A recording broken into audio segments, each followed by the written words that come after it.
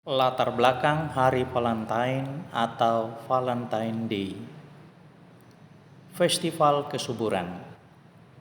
Bangsa Romawi kuno percaya bahwa setiap bulan memiliki roh kekuatan yang mencapai puncaknya pada pertengahan bulan, biasanya pada hari ke-15. Pada hari ke-15, para peramal atau ahli nujum dan tukang sihir melakukan pekerjaan mereka untuk meramal. Seorang peramal adalah ahli nujum yang dikenal dengan sebutan augur, akar kata dari inaugurate atau meresmikan, yang berarti juga mengambil pertanda. Selain itu, di Romawi kuno, tanggal 15 Februari adalah hari raya Lupercalia, sebuah perayaan Lupercus, dewa kesuburan yang dilambangkan setengah telanjang dan berpakaian kulit kambing. Perayaannya dilaksanakan selama 6 hari, dimulai tanggal 13 sampai 18 Februari. Dikenal Festival Lupercalia. Puncak perayaannya pada tanggal 15 Februari. Pada hari pertama diawali upacara persembahan untuk dewa serigala dan kesuburan yang bernama Lupercus. Digambarkan seorang laki-laki setengah telanjang berpakaian kulit kambing, bertempat di goa atau kuil yang berada di Bukit Palatine. Dipercayai tempat tersebut adalah tempat di mana serigala betina menyusui bersaudara kembar Remus dan Romulus, pendiri kota Roma. Para Luperci, yaitu imam atau pendeta-pendeta Lupercus, melakukan ritual penyucian menyembelih seekor kambing dan seekor anjing untuk kurban kepada dewa. Kemudian melumuri tubuh mereka dengan darah. Mereka berjalan di sekitar Bukit Palatine, membawa tali yang terbuat dari kulit kambing yang dinamai februa, sambil melecuti atau mencambuk atau menyentuh dengan tali februa kepada para perempuan muda yang duduk di sekitar Bukit Palatine. Ritual tersebut dipercaya membuat perempuan muda subur dan persalinan mereka akan lancar. Hari kedua pada tanggal 14 Februari adalah upacara persembahan kepada dewa cinta yang bernama Juno Februata. Dengan atraksi, pendeta Lupercus mengumpulkan para muda-mudi di kuil, berbaris berpasang-pasangan menghadap ke kuil. Para perempuan muda disuruh membuat surat cinta, cukup menulis nama mereka di kertas atau dedaunan, lalu dimasukkan ke kotak. Selanjutnya diundi oleh para pemuda. Surat-surat undian inilah yang dikenal dengan sebutan bilet atau surat cinta. Pria mengambil bilet dan nama perempuan yang tercantum dalam bilet menjadi pasangannya selama setahun, yaitu sampai tanggal 14 Februari berikutnya. Pada masa setahun masing-masing pasangan menjalin asmara. Bila keduanya cocok akan menikah dan keduanya tidak lagi membuat bilet dan tidak akan membuat undi lagi. Hari ketiga, tanggal 15 Februari adalah puncak perayaan. Semua pasangan muda-mudi kembali berkumpul di kuil menjalani ritus permohonan perlindungan dari serangan serigala. Keesokan harinya setelah minum anggur, para pemuda melecuti gadisnya. Setelah itu berlari ke jalan kota Roma dengan luapan kegembiraan sambil menyentuh atau melecuti atau mencambuk siapa saja dengan tali kulit kambing yang disebut februa. Perempuan-perempuan muda dengan senang hati maju disentuh karena dipercaya sentuhan februa atau kulit kambing tersebut meningkatkan kesuburan dan melancarkan persalinan. Selanjutnya, sampai hari ke-6, pria-pria menjadi serigala, bersenang-senang dengan pasangan biletnya. Mereka direstui karena telah mendengar siulan dari serigala. Padahal serigala tidak bersiul. Itulah sebabnya Festival Lupercus juga disebut The Day of the Wolf atau Hari Serigala. Riwayat bulan Februari. Sesuai namanya, bulan Februari dari kata februa atau februata, yaitu dari kulit kambing yang dipakai oleh pendeta Lupercus dan para pemuda untuk melecuti perempuan-perempuan muda, dengan makna bahwa dengan lecutan atau sentuhan februa atau tali kambing, diyakini bahwa perempuan-perempuan akan subur dan persalinan mereka lancar. Pada masa Kekaisaran Romawi, bulan Februari adalah bulan terakhir dan terpendek. Awalnya berjumlah 30 hari. Ketika Julius Caesar memerintah tahun 49 sampai 45 sebelum Masehi, menamai bulan Juli sesuai namanya. Ia memutuskan bulan itu lebih panjang menjadi 31 hari, yang sebelumnya hanya 30 hari. Akibatnya, bulan Februari menjadi 29 hari. Kemudian, Octavianus Caesar, yang juga dikenal sebagai Augustus, berkuasa pada tahun 29 sebelum Masehi sampai 14 Masehi.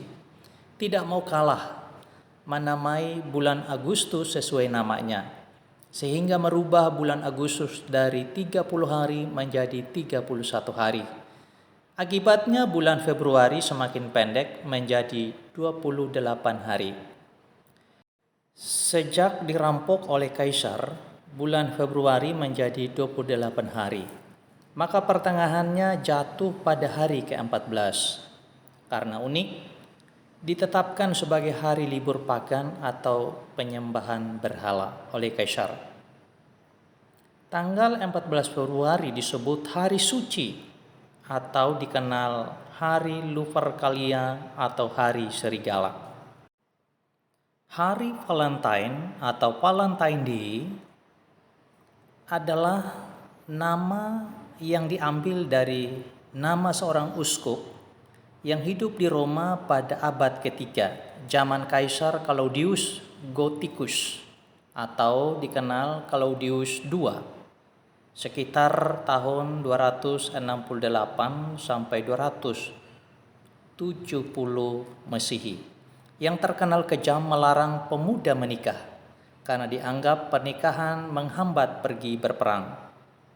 Uskup Palantine atau Palantine menolak kebijakan ini dan diam-diam menikahkan para pemuda. Ia tertangkap basah saat menikahkan satu pasang pengantin di sebuah kapel atau gereja dan divonis mati.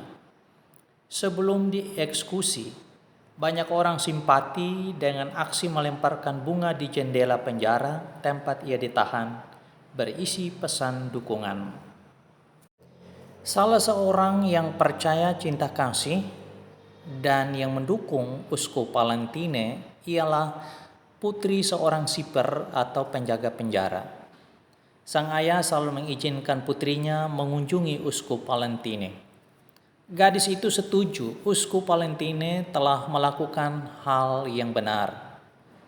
Pada hari hendak dipenggal kepalanya tepat pada tanggal 14 Februari, perkiraan tahun 270 Masehi. Uskup Palantine menyempatkan diri menulis surat dengan cinta dari Palentinemu untuk sang putri yang dititipkan melalui seorang sipir. Pesan itulah yang mengubah segalanya dan orang merayakan tanggal 14 Februari untuk mengingat Santo Palantine sebagai pejuang cinta kasih dan sekaligus Kaisar Claudius Gothicus atau Claudius II dikenang mengenyahkan cinta.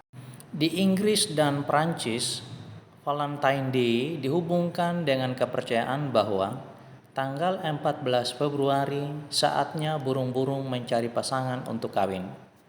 Kepercayaan ini ditulis pada karya sastrawan Inggris yang bernama Geoffrey Chaucer. Ia menulis di cerita Parliament of Fowls, percakapan burung-burung. bahwa inilah dikirim pada hari Santo Valentines saat semua burung datang ke sana untuk memilih pasangannya. Orang Eropa percaya waktu kasih sayang mulai bersemi pada tanggal 14 Februari, sebagaimana burung jantan dan betina mencari pasangan. Di Eropa, Valentine diterima dengan mudah karena dalam bahasa Perancis Normandia dikenal galantine, persamaan bunyi Valentine yang artinya cinta atau galan. Simbol-simbol perayaan Hari Valentine. Warna merah melambangkan kekudusan hari tersebut. Bentuk hati atau jantung pada Festival Lupercus atau Hari Raya Serigala bukan melambangkan organ tubuh manusia pada umumnya seperti hati atau jantung, tetapi melambangkan rahim wanita atau perempuan yang terbuka pada kamar persetubuhan yang suci menurut mereka. Coklat menjadi simbol kasih sayang, daya tarik, cinta yang mendalam, kemewahan, gairah, dan sensual. Studi menunjukkan coklat merupakan zat perangsang karena mengandung zat endorfin. Coklat juga berasal dari pohon Theobroma kakao, Yunani, makanan untuk para dewa. Coklat mempunyai pengaruh psikologi dan emosional, menunjukkan permohonan maaf yang tulus, rasa senang dan bahagia, gairah, cinta, menghidupkan kembali persahabatan dan meningkatkan moralitas. Sebab penyebaran Hari Valentine ke seluruh dunia. Pertama, motif keagamaan. Ada yang menyatakan Paus Gelasius pertama tahun 496 Masehi sengaja menetapkan Hari Valentine tanggal 14 Februari untuk mengungguli Hari Raya Lupercus yang dirayakan pada tanggal 15 Februari sebagai pemujaan berhala atau paganisme. 2. Motif sosial. Kakek-kakek atau nenek-nenek mendongengkan cerita Valentine kepada anak-anak atau cucu bahwa Santo Valentine adalah uskup sekaligus tabib atau dokter yang dermawan, berjiwa patriotisme, mampu membangkitkan semangat juang, baik hati, termasuk membangkitkan kesadaran atas penderitaan korban karena kejahatan Kaisar Claudius Gothicus atau Claudius II. Ketiga, motif ekonomi. Tahun 1847 di Amerika Serikat diproduksi massal kartu Valentine Day, menjadi kartu terlaris kedua sesudah kartu Natal. 85% adalah perempuan mendominasi pembelian kartu Valentine setiap tahun. Hingga sekarang di berbagai pusat perbelanjaan di dunia, momen Valentine Day adalah ajang promosi barang dagangan dengan berbagai iklan atau atribut sebagai daya tarik kepada konsumen. Tradisi atau keunikan Hari Valentine di berbagai negara. Di Filipina, perayaan Valentine dilaksanakan dengan acara nikah massal pada tanggal 14 Februari. Di Inggris, para perempuan muda melakukan ritual menyimpan beberapa helai daun yang dibasuh terlebih dahulu dengan air mawar, lalu diletakkan di balik bantal kepala. Mereka percaya calon suaminya akan hadir dalam mimpi mereka. Sedangkan pria akan memberikan hadiah sendok kayu bersimbol unik kepada pasangannya. Sendok kayu dianggap hadiah paling romantis di dunia. Bagi anak-anak akan mendapat permen dalam jumlah yang sangat banyak. Di Afrika Selatan, tanggal 14 Februari dijadikan hari mengungkapkan kekaguman. Para perempuan akan memakai pin berbentuk hati, bertuliskan nama pria yang dikaguminya. Pria tentu saja berusaha mencari perempuan yang mengaguminya. Di Perancis, pemuda-pemudi berkumpul di sebuah tempat sambil mencari pasangan yang mereka sukai dan cocok. Di akhir acara, perempuan yang tidak memiliki pasangan berkumpul di dekat api unggun membakar foto-foto lelaki yang telah mengecewakannya. Di Korea Selatan, dirayakan dalam 3 bulan berturut-turut, tanggal 14 Februari, 14 Maret, dan 14 April. Tanggal 14 Februari, perempuan menyatakan cinta kepada pria. Sebulan kemudian, tepat 14 Maret, White Day, pria membalas apa yang diberikan perempuan sebelumnya. Lalu tanggal 14 April, giliran para jomblo merayakan Valentine. Mereka akan memakai baju serba hitam dan memakan makanan khas Korea, mie bersaus kental warna hitam bernama jajangmyeon, dan minum kopi hitam. Pokoknya serba hitam sehingga disebut hari hitam.